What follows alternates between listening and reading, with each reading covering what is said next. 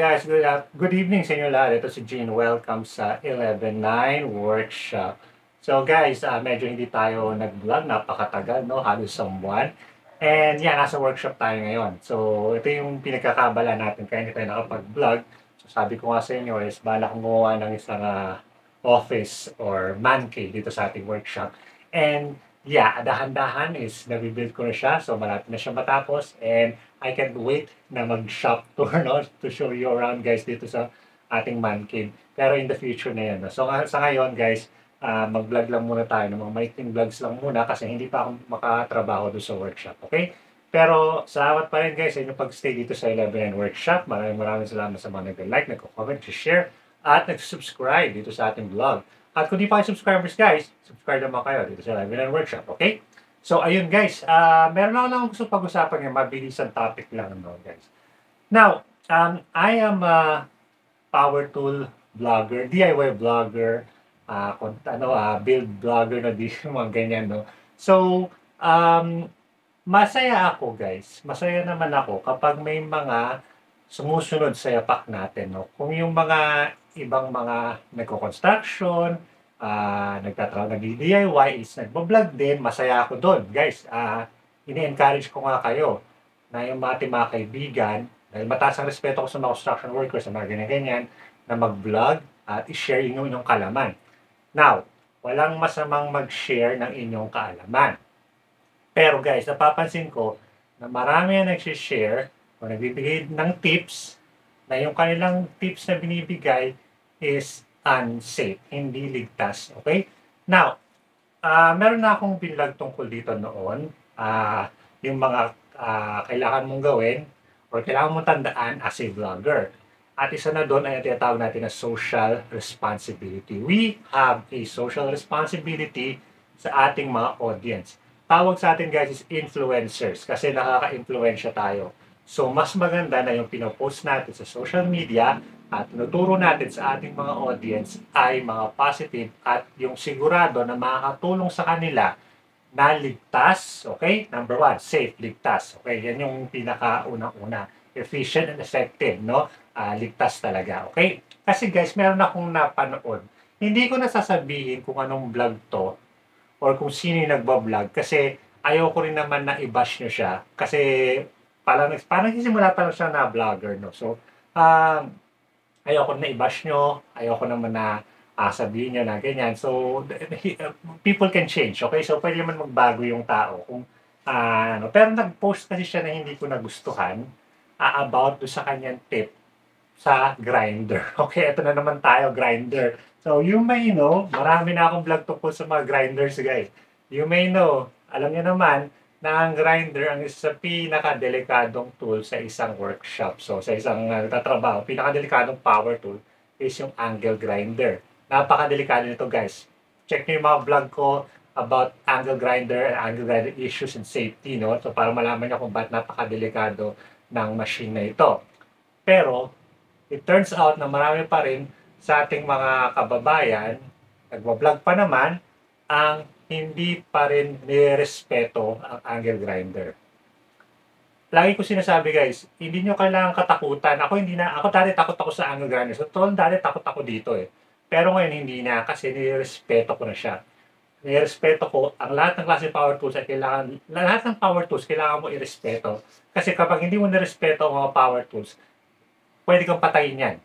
And like ko sinasabi, meron na kaming kaibigan na namatay dahil sa angle grinder. Okay? So, napakadelikado ng angle grinder. Now, yung vlog na sinasabi ko sa inyo, hindi ko na rin papakita yung vlog niya, pero ang kanyang tip doon ay kung paano raw, ang kanyang tip guys is, halimbawa, nakabili ka ng grinding disc na hindi kasya dito sa iyong grinder. For some reason, okay, so for some reason, nakabili yata siya ng cutting disc na yung butas, yung arbor niya, is mas maliit kaysa dito sa kasi di ba natatanggal ito yung washer ng grinder din. Mas maliit sa washer niya.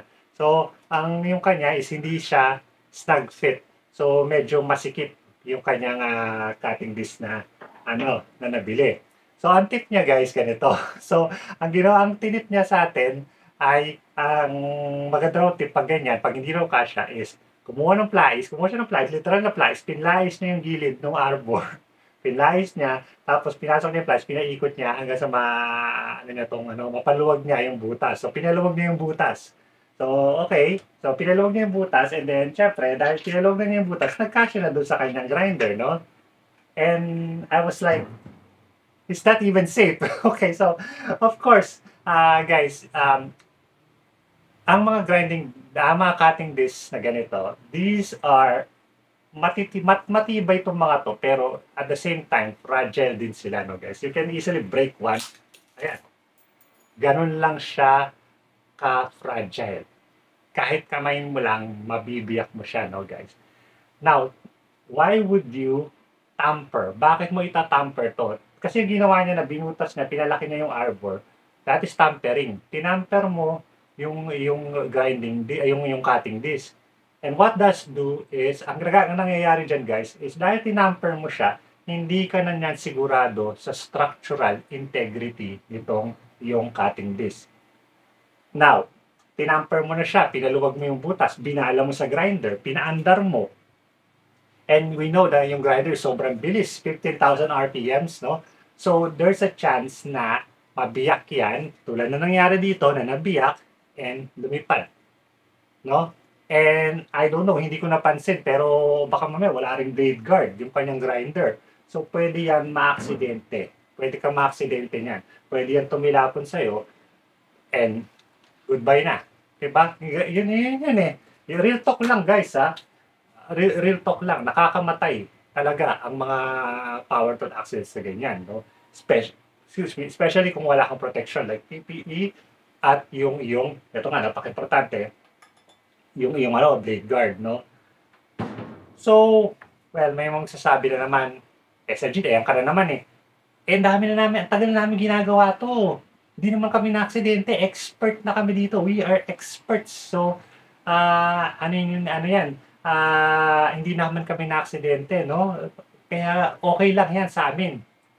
Sa inyo okay yan, guys. Pero, remember na pinopost nyo yan at tinuturo nyo yan sa mga baguhan, no? Sa mga baguhan mismo na maaaring sundin yung tip na tinuturo nyo and maaksidente sila. Sasagutin nyo ba yung hospital nila?